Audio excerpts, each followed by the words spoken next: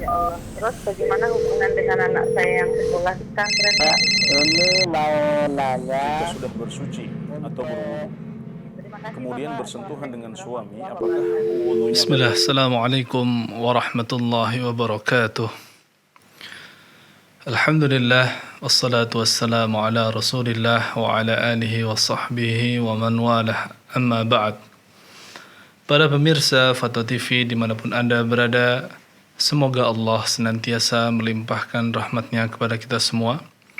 Alhamdulillah, pada kesempatan kali ini kita dapat berjumpa kembali dalam program Live Interaktif Fatwa TV dengan tema fikih ibadah.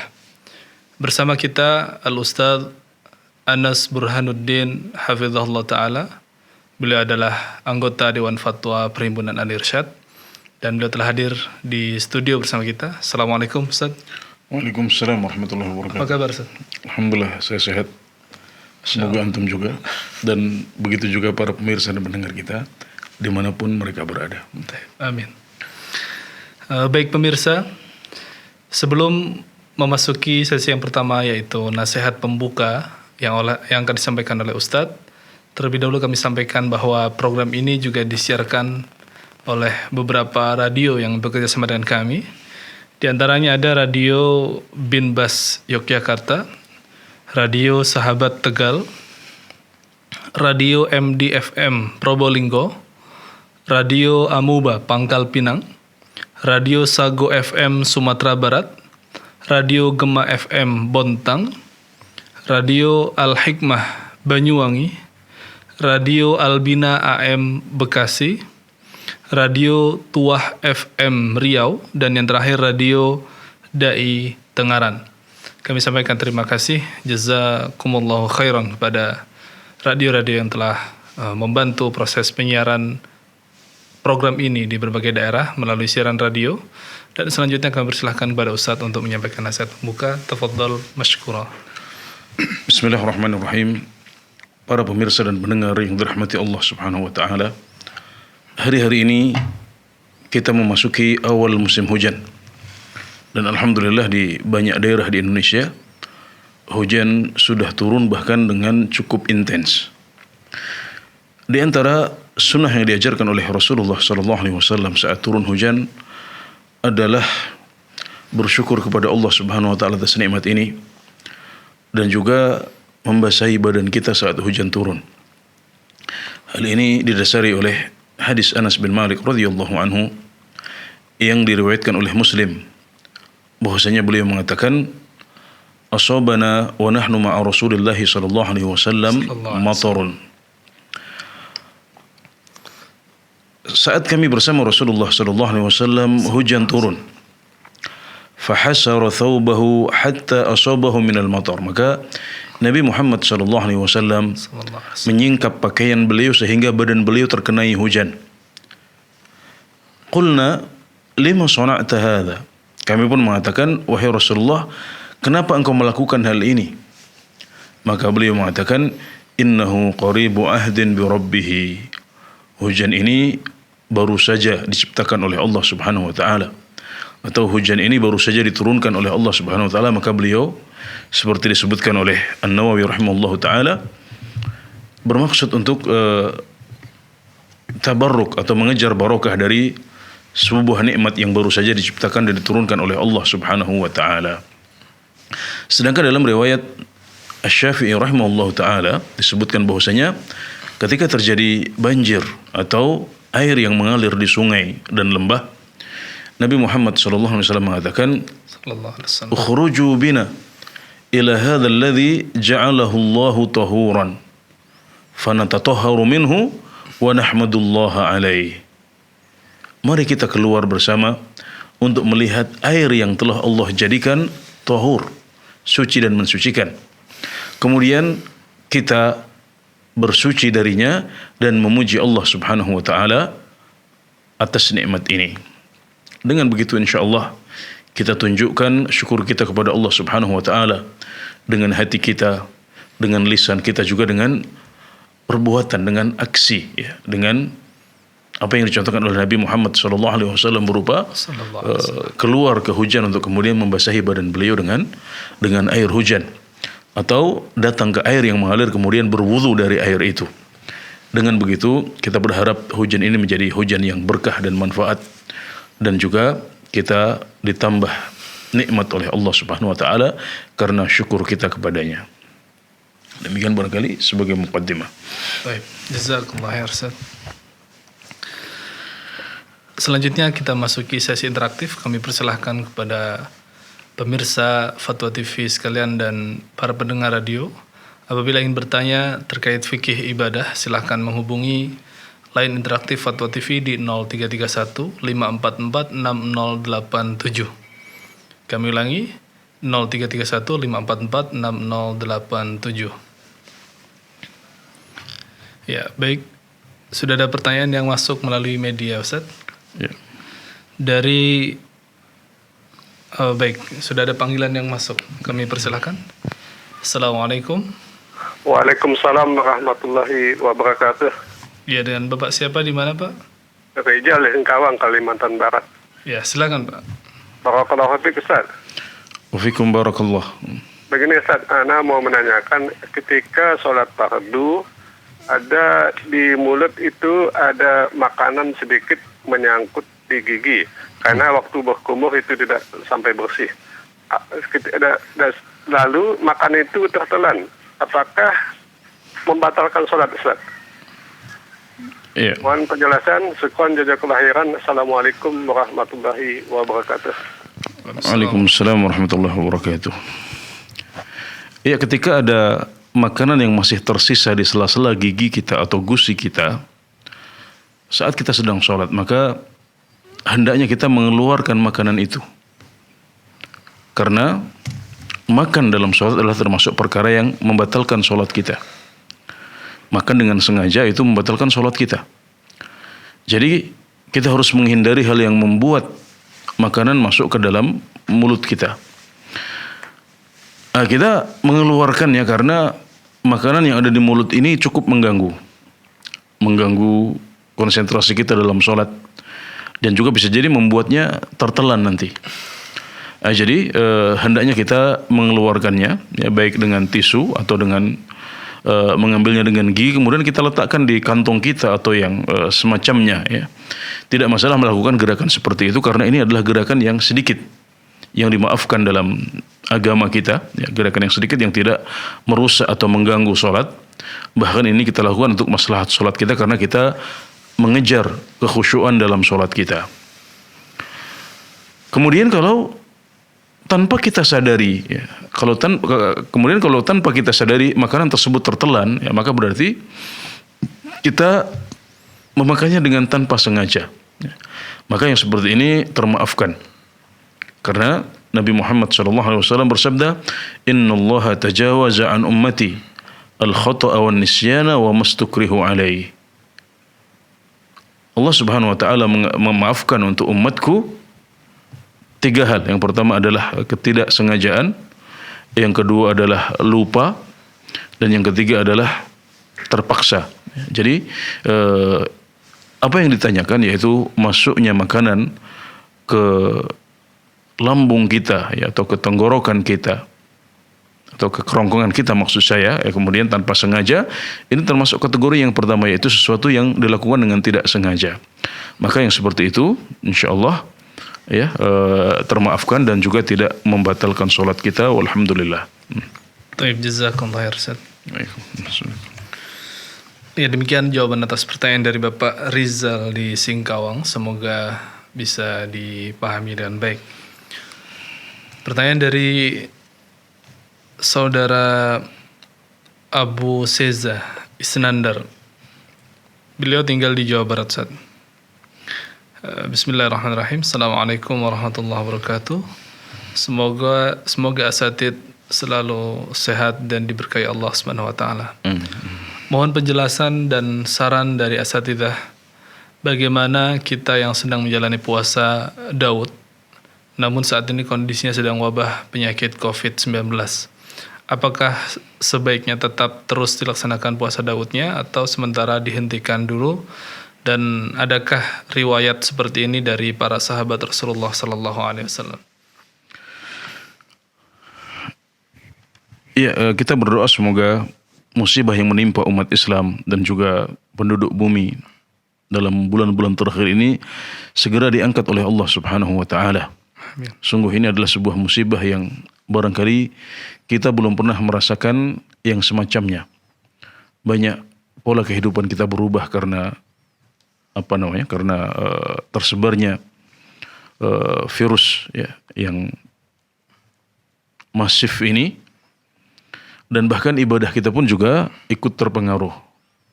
Termasuk banyak ditanyakan adalah salah satu dampak pandemi ini untuk ibadah kita. Ya tentunya untuk menjawab pertanyaan ini kita perlu melibatkan para ahli dalam hal ini, ya, para dokter, para ahli virus atau pakar kesehatan, para ilmuwan, untuk bertanya kepada mereka. Fas'alu ahla dzikri in kuntum la ta'lamun. Bertanyalah kepada para ulama jika kalian tidak mengetahui. Dan hal-hal seperti ini ditanyakan kepada para ahlinya. Apakah puasa Daud bisa menambah peluang seseorang untuk terkenai COVID, ya, terkenai COVID-19 atau tidak? Apakah membesarnya peluang terkenai COVID itu adalah karena puasa, atau itu hanya berpengaruh nanti ketika orang sudah kena kemudian dia tidak boleh puasa karena harus menjaga imunitasnya.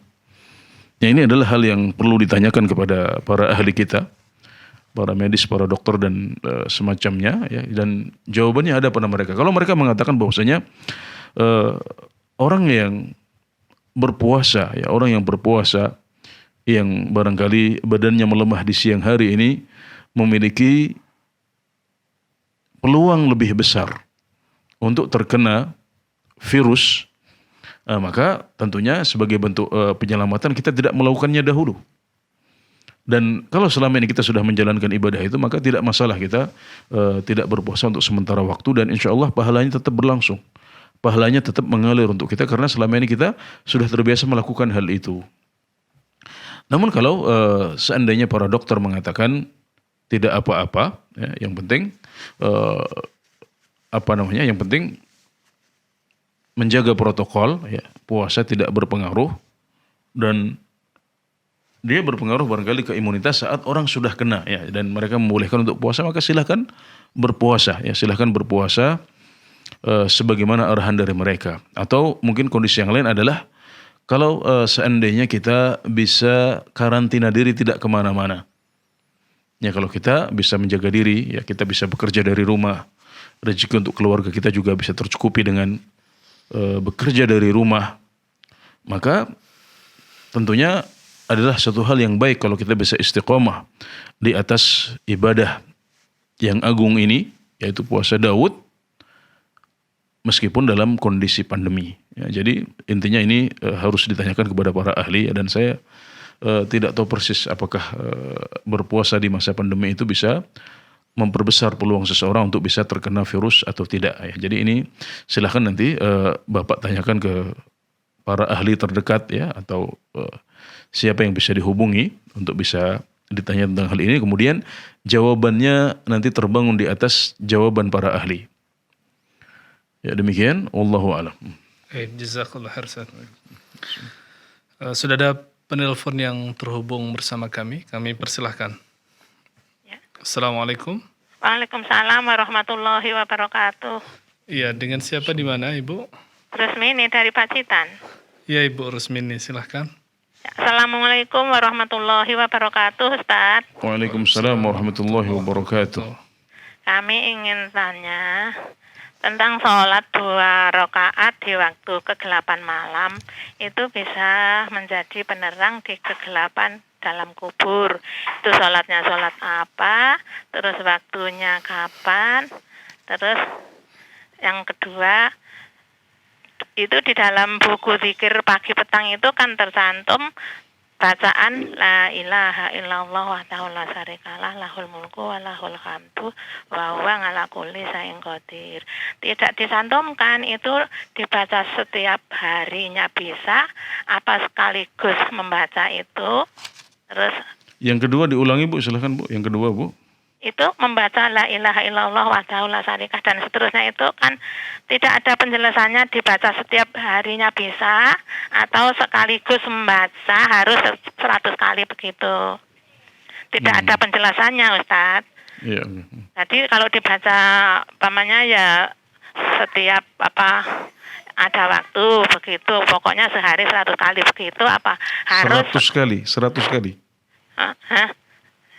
Iya. Terus yang ketiganya, kalau kita di dalam hati membaca la ilaha illallah, termasuk itu tadi seterusnya. Cuma di dalam mulut atau di dalam hati, itu apa juga termasuk zikir yang amalan hati seperti yang Ustadz jelaskan waktu yang lalu itu bagaimana?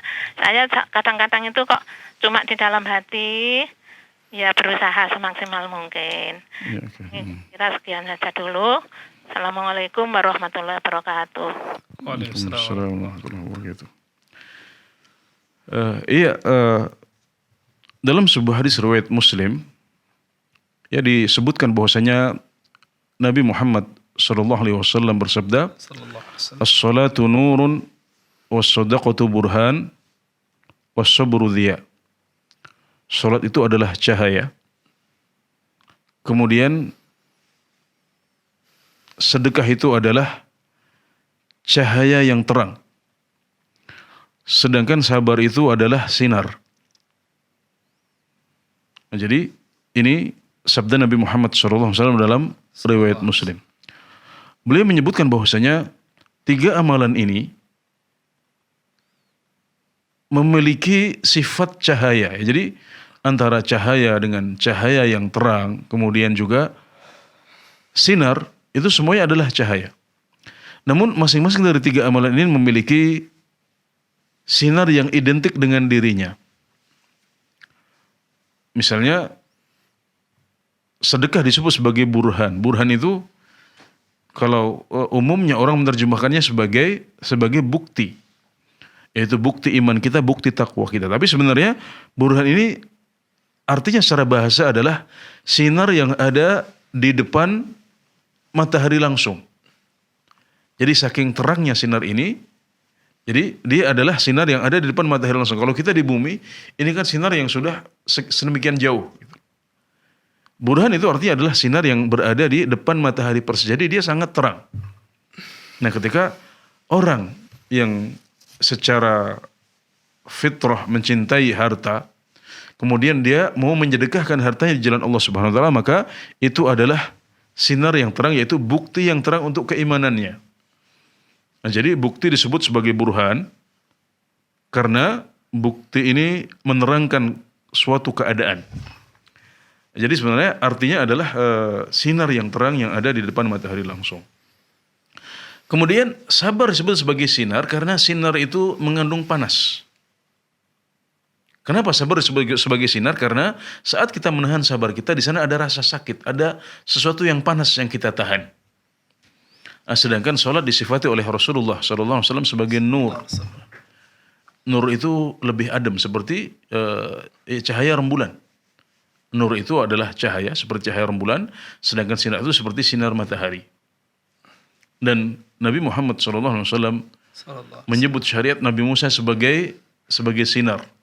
Sedangkan syariat Nabi Muhammad SAW disebut oleh Allah sebagai cahaya. Nah, termasuk amalan yang memiliki sifat cahaya secara khusus adalah amalan solat. Beliau mengatakan was-salatu nur, dan solat itu adalah cahaya. Dan kemudian para ulama menjelaskan bahwasanya solat, ya, bahwasanya solat secara umum. Ya. Ini saya mulai dengan solat secara umum dahulu. Solat itu adalah cahaya, dan para ulama menjelaskan maksudnya adalah cahaya di dunia.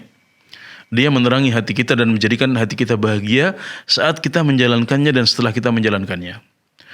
Kemudian dia juga adalah penerang di kuburan.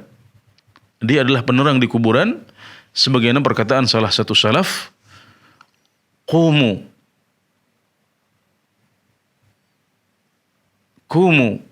fi dhulumal fi qumu fi dhuluma fi qumu fi dhulmatil lail li dhulamil qubur.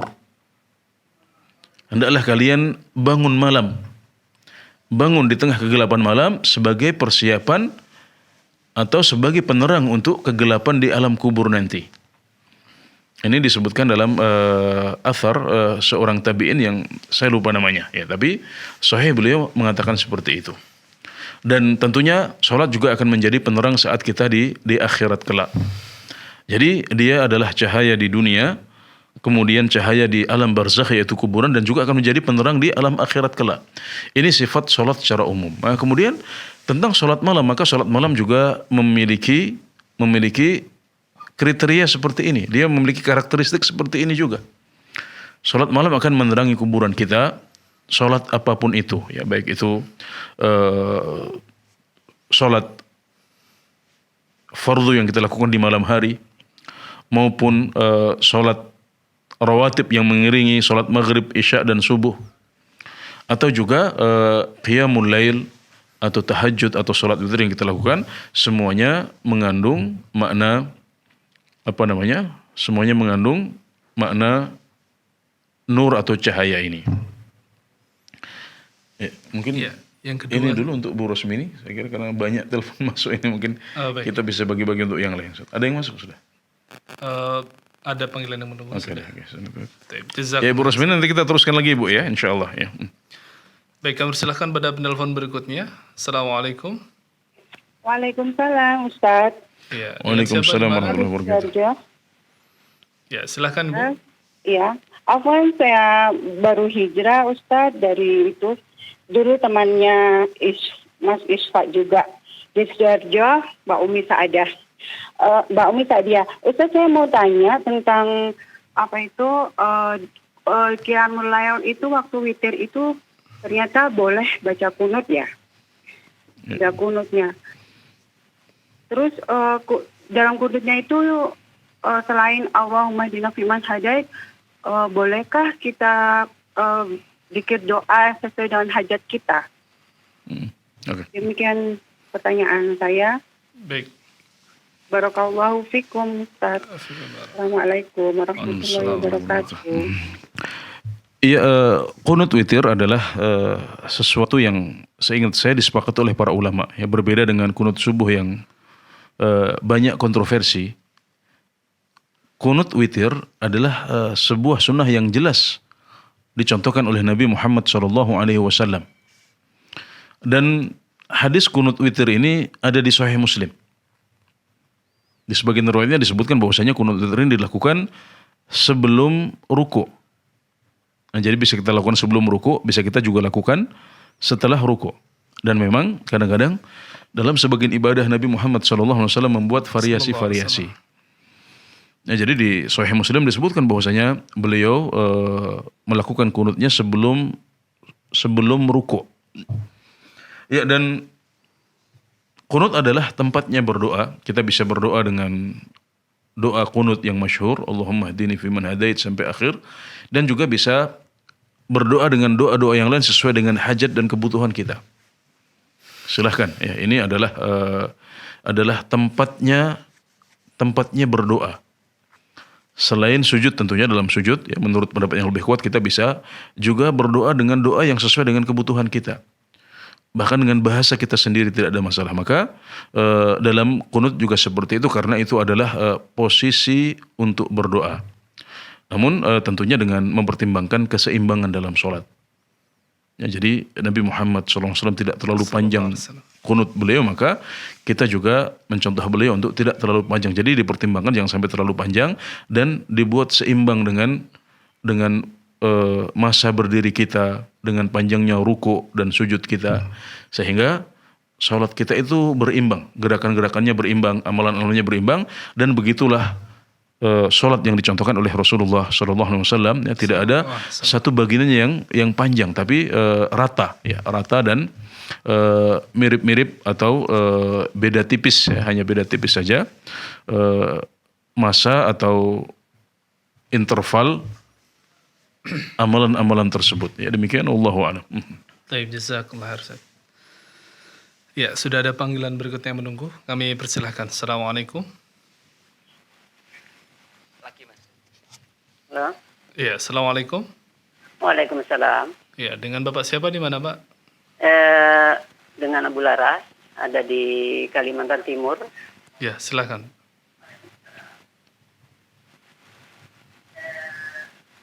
Ya, silakan Bapak, pertanyaannya. Oke. Ini pertanyaannya karena kami juga masih baru di dalam sunnah ini, sehingga kami belum begitu jelas banget dengan yang namanya yaitu subhat di dalam sholat. Karena kami pernah mendengar ustadz-ustadz itu mengatakan bahwa hati-hati dengan subhat. Sementara apa yang disebut subhat kami juga belum jelas, belum tahu gitu Ustadz.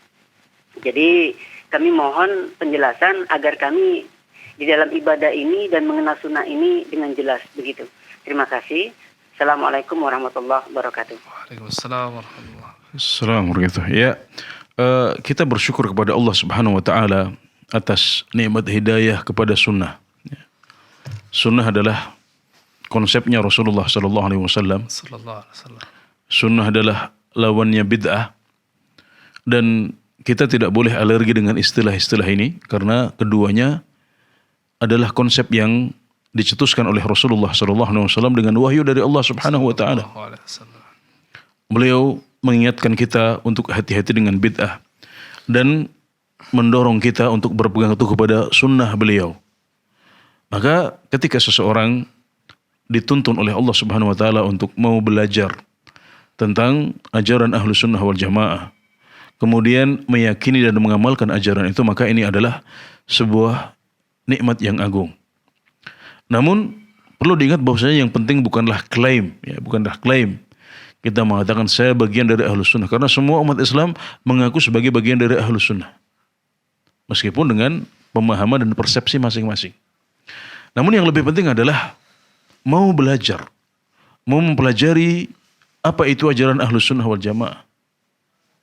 Kemudian menerima, meyakini dan mengamalkan ajaran itu. Ini adalah yang lebih penting dan itu adalah bukti bahwasanya kita tidak hanya mengaku-aku saja, tapi kita benar-benar mau belajar. Kita benar-benar mau meyakini, menerima dan mengamalkan sunnah yang diwariskan oleh Rasulullah SAW dan tidak jatuh dalam perkara-perkara baru dalam agama kita. Karena sebagian orang atau diriwayatkan ada sebagian salaf yang mengucapkan, saya tidak tahu manakah yang lebih besar, apakah nikmat kepada sunnah atau nikmat kepada Islam. Tentunya nikmat kepada Islam lebih besar, itu pasti. Tapi saking besarnya nikmat sunnah bagi beliau, sampai beliau merasa bingung mana yang lebih besar. Ya, kita kadang-kadang ingat dengan beberapa ibadah yang pernah kita lakukan, ya kita berpikir itu mendatangkan pahala, tapi kemudian kita tahu bahwasanya ternyata itu tidak ada contohnya dari Rasulullah SAW. Yang menurut para ulama, ibadah yang seperti itu justru tidak akan mendatangkan pahala, tapi malah justru mendatangkan murka dari Allah Subhanahu wa taala. Maka ketika orang dituntun kepada sunnah Rasulullah SAW untuk mencukupkan diri dengan ibadah yang dicontohkan oleh Rasulullah SAW, maka ini adalah sebuah nikmat yang agung, dan kita berdoa semoga kita semuanya diberikan thabat dan istiqomah di atas jalan sunnah ini sampai kita dipanggil oleh Allah Subhanahu wa taala. Kemudian tentang syubhat, ya, syubhat adalah kerancuan. Syubhat adalah hal yang dianggap dalil oleh sebagian orang, tapi dia bukan dalil. Karena dia adalah sesuatu yang diklaim sebagai dalil, tapi tidak ada dasarnya. Dia bukan ayat Al-Quran. Ya. Mungkin dia adalah hadis, tapi hadisnya hadis yang lemah. Atau bahkan hadis palsu. Mungkin dinukil sebagai ijma, tapi itu ternyata bukan ijma. Atau disebutkan sebagai qiyas, tapi ternyata qiyasnya lemah. Nah, jadi ini yang disebut sebagai syubhat. Misalnya apa yang dilakukan oleh orang-orang musyrikin, ya. Ketika mereka beranggapan bahwasanya mereka tidaklah menyembah Tuhan-Tuhan mereka kecuali agar Tuhan-Tuhan ini mendekatkan diri mereka kepada Allah. Ya, jadi mereka menganggap diri mereka terlalu kotor. Mereka malu untuk beribadah dan meminta kepada Allah langsung. Maka mereka mengatakan berhala-berhala ini atau batu-batu ini atau pohon-pohon ini mereka tidak pernah bermaksiat kepada Allah Subhanahu wa taala. Maka kami meminta kepada Allah melalui perantara mereka. Nah, jadi mereka menganggap ini adalah sesuatu yang cemerlang. Mereka menganggap ini adalah sesuatu yang keren, yang bagus, yang bisa membuat mereka semakin dekat kepada Allah Subhanahu wa taala. Tapi Allah membantah klaim mereka ini dengan menjelaskan bahwasanya Allah Subhanahu wa taala Maha dekat dengan kita. Allah Subhanahu wa taala menerima taubat dari kita sebesar apapun dosa kita. Allah ingin kita meminta kepadanya langsung, beribadah kepadanya langsung tanpa adanya perantara-perantara seperti ini. Ya, ini adalah contoh syubhat ya dalam bab tauhid dan syirik. Contoh yang lain misalnya mereka beranggapan bahwa yang disebut syirik itu adalah kalau kita menyembah berhala atau bebatuan atau pohon-pohonan. Adapun kalau kita menyembah malaikat atau menyembah nabi, menyembah orang-orang soleh, maka itu bukan syirik. Nah, ini diyakini oleh sebagian orang yang meminta kepada malaikat, meminta kepada nabi, meminta kepada orang soleh yang sudah dikubur. Perkara-perkara yang mereka tidak bisa lakukan. Perkara-perkara yang hanya Allah yang mampu. Mereka berpikir yang dilarang adalah meminta kepada berhala atau bebatuan. Dan ini juga dibantah oleh Allah Subhanahu wa taala dengan menjelaskan bahwasanya para malaikat pun tidak boleh disembah. Para nabi pun juga tidak boleh disembah. Nabi Isa alaihi salam dan ibunda beliau Maryam berlepas diri dari orang-orang yang menyembah keduanya. Nah, jadi ini adalah contoh syubhat yang lain ya, yang ini ada di berbagai bidang agama. Ya, ada dalam masalah tauhid, ada dalam masalah sunnah bid'ah, ada dalam masalah maksiat-maksiat yang lain. Maka di samping kita belajar tentang dalil-dalil yang sahih, ya, kita juga pada tingkat tertentu perlu mengetahui syubhat-syubhat ini agar jangan sampai kita jatuh ke dalamnya. Dahulu Hudzaifah bin Al-Yaman radhiyallahu anhu, seorang sahabat Nabi sallallahu alaihi wasallam, beliau mengatakan dahulu para sahabat Rasulullah sallallahu alaihi wasallam bertanya kepada Nabi Muhammad tentang kebaikan-kebaikan, dan saya bertanya kepada beliau tentang keburukan-keburukan karena saya khawatir jatuh ke dalamnya. Nah, kadang-kadang kita juga perlu untuk mengetahui syubhatnya apa sehingga kita bisa mengetahui jawabannya apa. Namun orang yang baru belajar ya sebaiknya fokus dahulu pada dalil-dalil yang sahih berupa ayat-ayat Al-Quran, hadis-hadis yang sahih ya, dan semacamnya, nukilan-nukilan dari salafus saleh, karena itu adalah yang paling penting untuk dipelajari sebagai dasar. Baik, jazakallah khairan. Ya, sudah ada panggilan yang menunggu, kami persilahkan. Halo. Ya, assalamualaikum. Waalaikumsalam warahmatullahi wabarakatuh. Ya, dengan siapa di mana? Dengan Aisyah di Bekasi. Ya, silahkan. Assalamualaikum Ustaz. Waalaikumsalam warahmatullahi wabarakatuh. Silahkan Ibu. Ana ingin bertanya, bagaimana sebaiknya laki-laki sholat berjamaah di saat pandemi yang belum melandai, sedangkan zona di daerah kami berubah-ubah, karena ayah Ana sampai saat ini sholat berjamaah di rumah. Masih berjamaah di rumah ya? Nah, Ustaz. Iya, oke. Mohon nasihatnya Ustaz, syukran juga. Cukup ya. Jadi beliau selama ini, halo? Ya. Sebelum pandemi biasa sholat di masjid ya, berjamaah ya? Nah, Ustaz. Ya, alhamdulillah. Iya. Iya, dalam kondisi pandemi, yaitu pandemi Corona atau COVID-19 yang melanda Indonesia dan berbagai penjuru dunia. Dan virus ini memiliki karakteristik yang mudah sekali menyebar. meskipun barangkali dari segi mematikan atau tidak, dia tidak mematikan virus-virus yang lain atau penyakit-penyakit yang lain. Iya. Dalam kondisi seperti ini maka para ulama sudah memfatwakan. Kita punya ulama di berbagai penjuru dunia termasuk di Indonesia. Mereka memfatwakan bahwasanya kalau ada kekhawatiran penyebaran, kalau ada kekhawatiran untuk tertulari atau menulari, maka boleh bagi seorang muslim untuk tidak berangkat ke masjid untuk sholat jamaah atau sholat Jumat.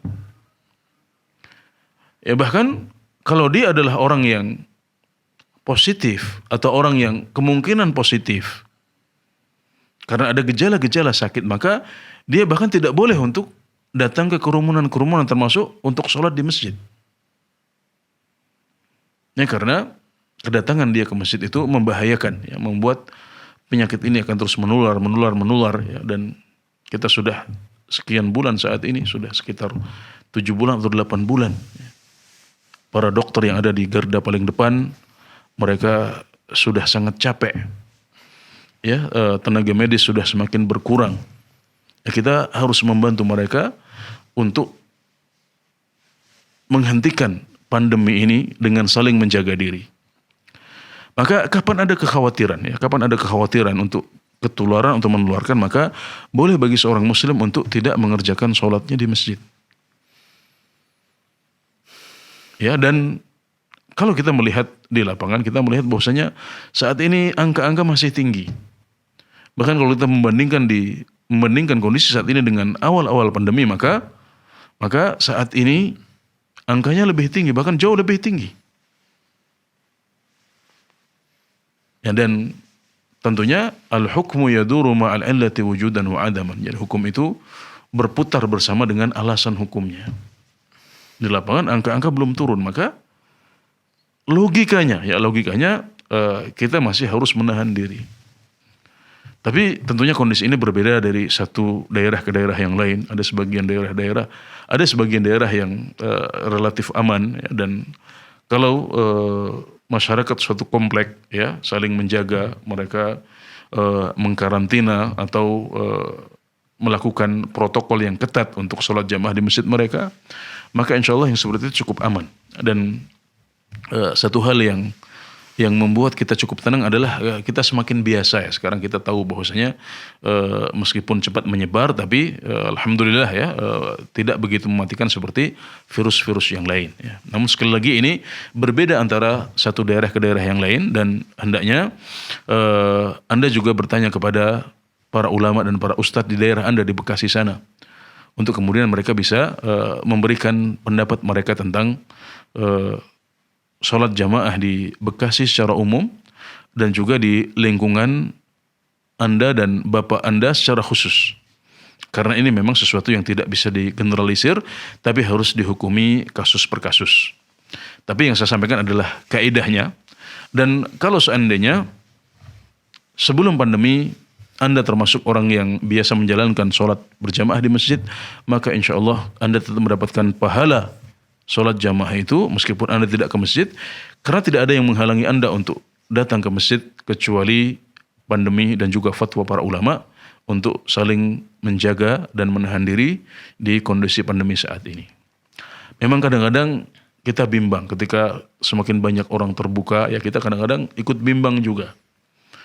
Dan saya pun juga sempat ada dalam posisi seperti itu. Kemudian saya coba bertanya kepada para ilmuwan, kepada para dokter, apakah sudah saatnya kita membuka diri lebar-lebar?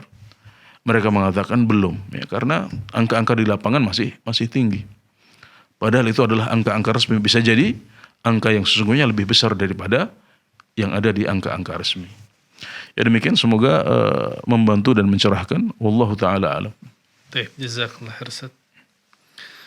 Demikian jawaban atas pertanyaan dari Ibu Aisyah di Bekasi. Semoga bisa difahami dengan baik. Sudah ada panggilan berikutnya yang menunggu. Kami persilahkan. Assalamualaikum. Waalaikumsalam warahmatullahi wabarakatuh. Iya, dengan Ibu siapa, di mana Ibu? Ibu Ida dari Palembang. Ya, silakan Ibu. Ya begini Pak Ustadz. Ini masalah sholat sunnah ini Pak Ustadz. Kalau kita sholat sunnah itu apa benar ya Pak Ustadz kalau kita habis maghrib 2 rakaat, terus dohor 4 rakaat, terus asar itu 4 rakaat sebelum asar, 4 rakaat, 2 rakaat sesudah asar. Nah ya begitu Pak Ustadz. Subuh itu sebelum subuh itu 2 rakaat Pak Ustadz. Apa benar ya itu Pak Ustadz? Ya, apa yang disebutkan oleh Ibu, ya insya Allah semuanya sahih, ya semuanya disyariatkan untuk dilakukan. Ya. Dan itu disebut sebagai salat sunnah rawatib. Meskipun sebagian ada yang muakkad, ada yang ditegaskan seperti qabliyah subuh, kemudian qabliyah zuhur, ba'diyah zuhur, dan ada sebagian yang tidak ditegaskan seperti qabliyah asar yang 4 rakaat. Tapi ada satu yang disebutkan Ibu tadi, ini tidak ada contohnya dari Nabi Muhammad SAW, yaitu salat 2 rakaat setelah asar. Nah ini yang saya kecualikan, tidak ada contohnya dari Nabi Muhammad SAW. Bahkan justru beliau melarang kita untuk salat setelah asar sampai terbenam matahari. Nah, jadi antara setelah asar dengan tenggelamnya matahari adalah waktu larangan untuk mengerjakan sholat. Maka tidak boleh kita mengerjakan sholat di waktu setelah asar kecuali sholat-sholat yang memiliki sebab khusus. Seperti sholat tahiyatul masjid bagi yang masuk masjid setelah asar, atau sholat gerhana, atau sholat jenazah, atau mengqadha sholat ba'diyah zuhur yang tadi tidak sempat dilakukan. Ini adalah sholat-sholat sunnah yang boleh dilakukan setelah kita menyelesaikan sholat asar kita.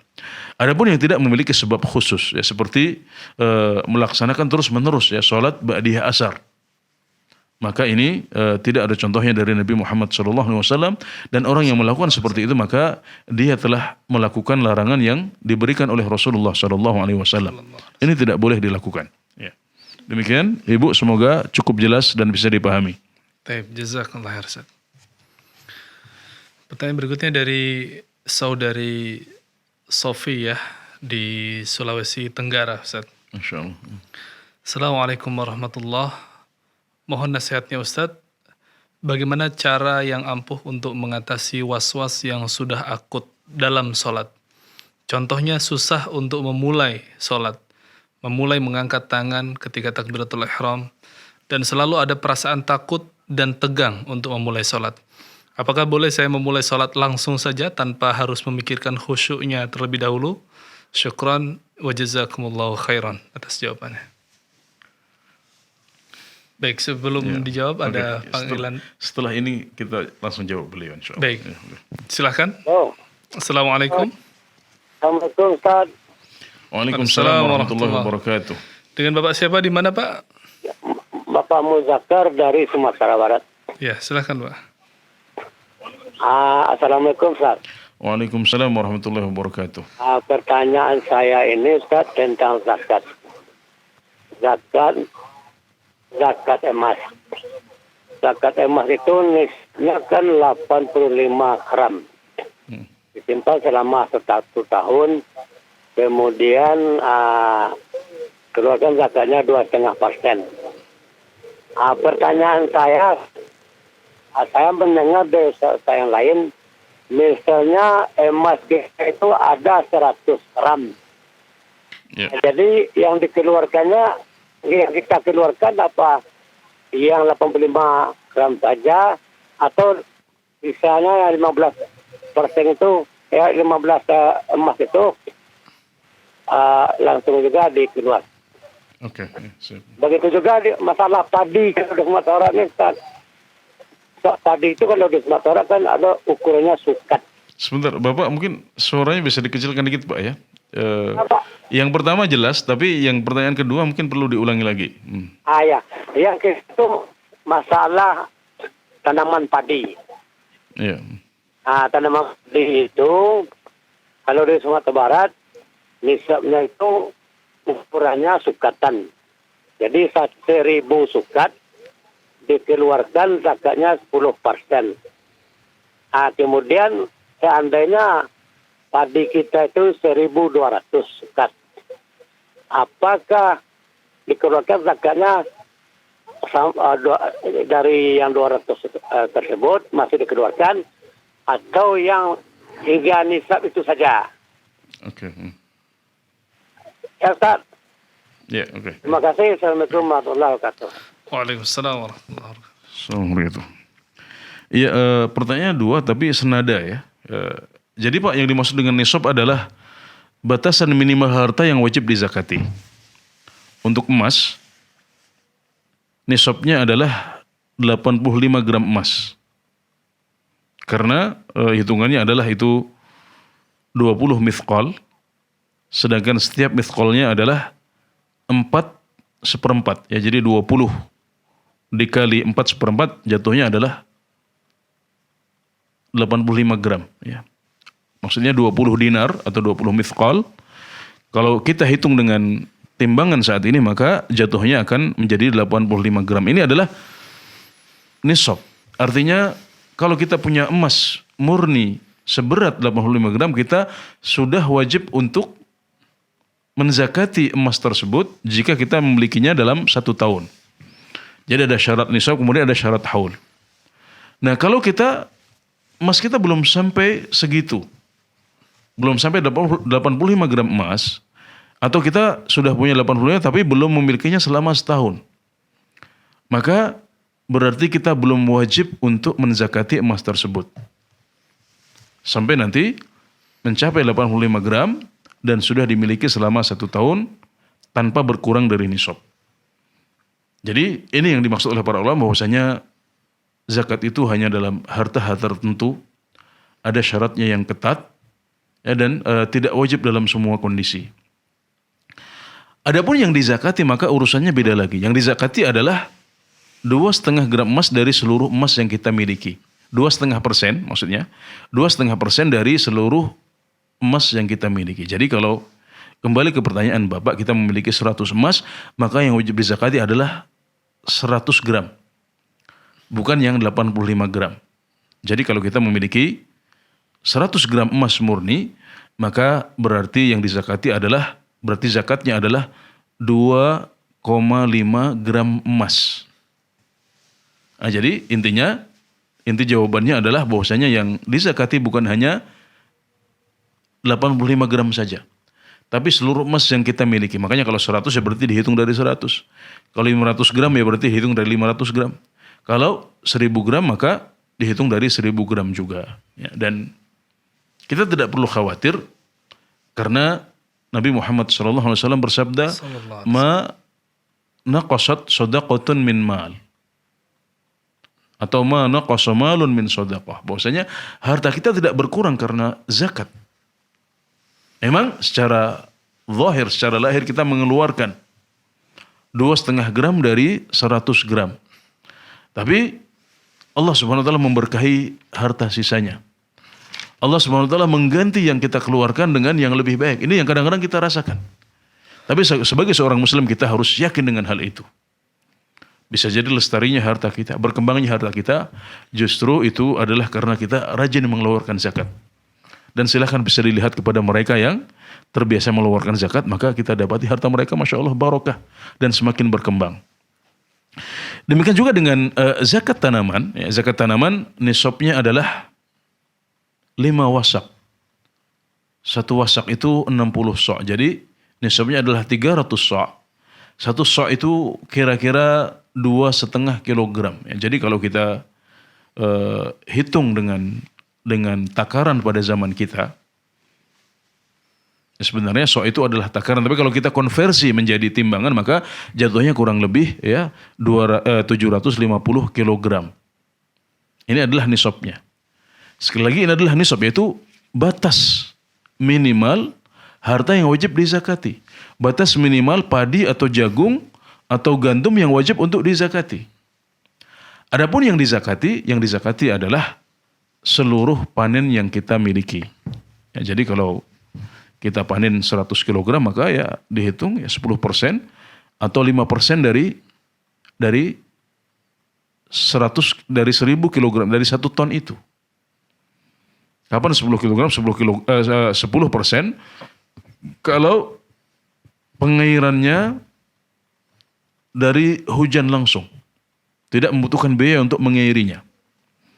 Sedangkan 5% itu adalah zakat yang kita keluarkan kalau pengairannya dengan membayar, dengan membeli air atau yang semacamnya, maka itu butuh biaya, maka zakatnya lebih sedikit, hanya 5% saja.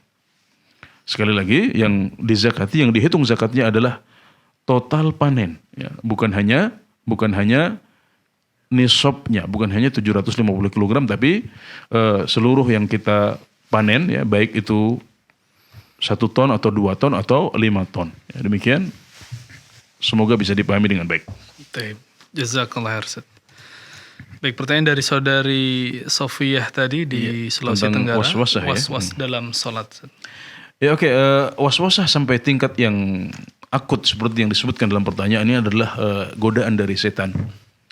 Maka kiat pertama yang bisa kita lakukan adalah meminta kepada Allah Subhanahu wa taala perlindungan dari setan dan juga meminta kepadanya kemudahan untuk beribadah dengan baik. Salah satunya dengan berdoa di akhir salat kita dengan doa yang dicontohkan oleh Rasulullah sallallahu alaihi wasallam, Allahumma a'inni ala dzikrika wa syukrika wa husni ibadatik. Ya Allah, tolonglah aku untuk bisa berzikir memujimu, bersyukur kepadamu, dan bisa beribadah dengan baik kepadamu. Nah, kemudian kita juga mengucapkan ta'awudz, ya, di awal salat kita, a'udzubillahi minasyaitonirrajim, untuk mengusir godaan setan, ya. Dan satu hal yang perlu kita ingat adalah bahwasanya setan menggoda kita saat kita ghaflah, saat kita sedang lalai.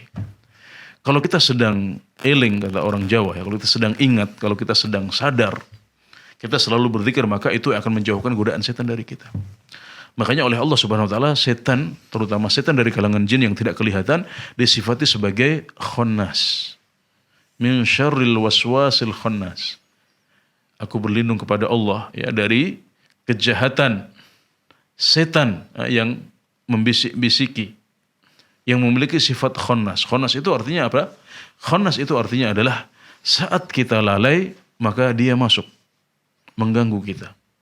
Dan saat kita ingat, kita sadar, kita selalu berzikir, hati kita khusyuk dengan pengagungan kepada Allah Subhanahu wa taala, baik itu dengan Al-Qur'an, dengan zikir-zikir yang ada, maka dia akan lari menjauh. Itu sifat dari setan. Nah, kalau kita tahu karakter setan, terutama dari kalangan jin, berarti kita harus menjaga diri untuk senantiasa sadar, senantiasa berzikir memuji Allah SWT, jangan sampai menjadi orang-orang yang lalai, karena orang yang lalai itu adalah santapannya setan, makanan empuk untuk setan. Ya, kemudian kiat yang selanjutnya, kita jangan pedulikan godaan itu, jangan pedulikan bisikan-bisikan yang terus dia ucapkan, karena memang hobinya setan adalah menggoda kita dalam ibadah kita. Kalau kita maksiat, kita nggak akan diganggu oleh mereka. Nah, kalau kita sedang beribadah, terutama sholat, maka godaan itu datang, karena memang inilah pekerjaan mereka, menyesatkan kita dari hidayah Allah Subhanahu wa taala. Jadi kita harus abaikan. Kalau kita sudah tahu bahwasanya itu godaan setan, maka kita harus mengabaikan. Jangan membuat dia gembira, jangan membuat dia senang, tapi kita abaikan. Ya, kalau dia mengganggu, kamu harus gini, udah abaikan, sudah. Allahu Akbar. Nah, ada sebagian orang yang untuk takbiratul ihram dia harus ulang berkali-kali, nggak selesai-selesai. Orang wudu juga dia harus membasuh mukanya sekian kali, dia ulangi lagi, nggak jadi-jadi. Nah, cara adalah kita abaikan. Sudah, yang penting dalam sholat kita ingat apa yang menjadi kewajiban kita. Niat sebelum sholat, ya. Atur hati kita, olah hati kita, kita katakan, ya Allah, ini adalah sholat zuhur, ya, 4 rakaat karenamu. Dalam hati kita ucapkan seperti itu. Kemudian langsung Allahu Akbar, sudah. Nah, kalau di pertanyaan disebutkan, bolehkah saya pokoknya masuk dalam sholat dulu untuk urusan khusyuk nanti? Ya, jawabannya boleh, iya betul. Karena waswasah Anda ini menghalangi Anda untuk sholat. Bisa jadi Anda nggak sholat sama sekali. Maka yang penting Anda sholat dulu, yang penting mengerjakan kewajiban, paling tidak menggugurkan kewajiban atas diri kita. Sedangkan khusyuk ini adalah bonus, saya katakan, ya. Ini adalah bonus, ini adalah sesuatu yang sunnah. Ya, kalau kita diwajibkan untuk khusyuk dalam sholat, maka betapa banyak di antara kita yang meninggalkan kewajiban. Ya, bahkan orang-orang soleh pun, ya, kadang-kadang tidak bisa khusyuk dalam sholatnya seperti yang disebutkan oleh Umar bin Khattab radhiyallahu anhu. Ini bukan perkara yang mudah. Jadi saat kita belum khusyuk, kita pahala kita berkurang, iya. Pahala sholat kita berkurang, iya. Tapi tidak berarti kita berdosa kepada Allah Subhanahu wa taala, karena itulah sesuatu yang sifatnya sunnah. Jadi daripada Anda digoda terus enggak takbir atau setiap takbir ngulangi terus, sehingga akhirnya enggak sholat, bisa jadi kita meninggalkan sholat. Atau dengan begitu kita terus terbawa oleh setan, maka kita segera putuskan godaan setan itu dengan langsung Allahu Akbar, tentunya dengan harapan nanti ketika sudah masuk dalam sholat kita berusaha khusyuk. Meskipun iya kadang-kadang kita tergoda untuk ingat lagi dengan kantor kita, ingat dengan toko kita ingat dengan sawah kita dan lain sebagainya. Tapi nanti di sana ada momen lagi untuk memperbaiki diri. Kalau kita ingat, oh tadi saya nggak khusyuk di rakaat pertama, rakaat kedua, perbaiki lagi. Karena khusyuk adalah ruhnya sholat. Dan sejauh mana sholat kita diterima itu tergantung pada sejauh mana kita bisa khusyuk. Nabi Muhammad SAW bersabda, "Laisa laka min sholatika illa ma aqalta minha." Kamu enggak dapat apa-apa dari salatmu kecuali yang kamu hayati, yang kamu resapi, yaitu yang kamu khusyuk di dalamnya. Tapi kalau kita disuruh milih, enggak sholat sama sekali karena terus diganggu oleh iblis dan setan, atau kita sholat dengan minimal kita bisa menggugurkan kewajiban atas diri kita, meskipun agak berkurang karena kita tidak khusyuk, maka tentunya kita akan memilih kita masuk dalam sholat menggugurkan kewajiban meskipun agak berkurang karena kita kurang khusyuk. Tapi tentunya kita tidak menyerah dengan mengatakan, oh ya sudah saya nggak perlu khusyuk. Tapi kita berusaha untuk bisa khusyuk dan menjadikan momen-momen tertentu sebagai pengingat untuk kembali khusyuk. Saat kita takbir berpindah ke rakaat yang kedua, jadikan momen itu untuk evaluasi. Oh tadi rakaat pertama kurang khusyuk, maka saya akan lebih khusyuk. Rakaat ketiga juga seperti itu lagi. Rakaat keempat seperti itu lagi. Sehingga kita berusaha untuk khusyuk, dan semakin khusyuk ketika kita semakin masuk dalam ya salat kita. Ya demikian, wallahu a'lam. Baik, jazakallah khairan. Sepertinya kita akhiri sampai di sini, Ustaz. Sudah sampai di akhir waktu. Jazakallah khairan. Baik pemirsa dan para pendengar radio sekalian, demikianlah rangkaian program live interaktif fikih ibadah pada kesempatan kali ini. Dan tibalah saatnya bagi kami untuk mengakhiri perjumpaan pada kesempatan kali ini. Kami mohon pamit undur diri. Subhanakallahumma bihamdika asyhadu an la ilaha illa anta astaghfiruka wa atubu ilaik. Wa sallallahu ala nabiyyina Muhammad wa ala alihi wa sahbihi wa sallam. Wassalamualaikum warahmatullahi wabarakatuh. Ya Allah. Terus bagaimana hubungan dengan anak saya yang sekolah di pesantren? Pak, ini mau nanya. Jika sudah bersuci atau berwudu, kemudian bersentuhan dengan suami, apakah wudunya batal?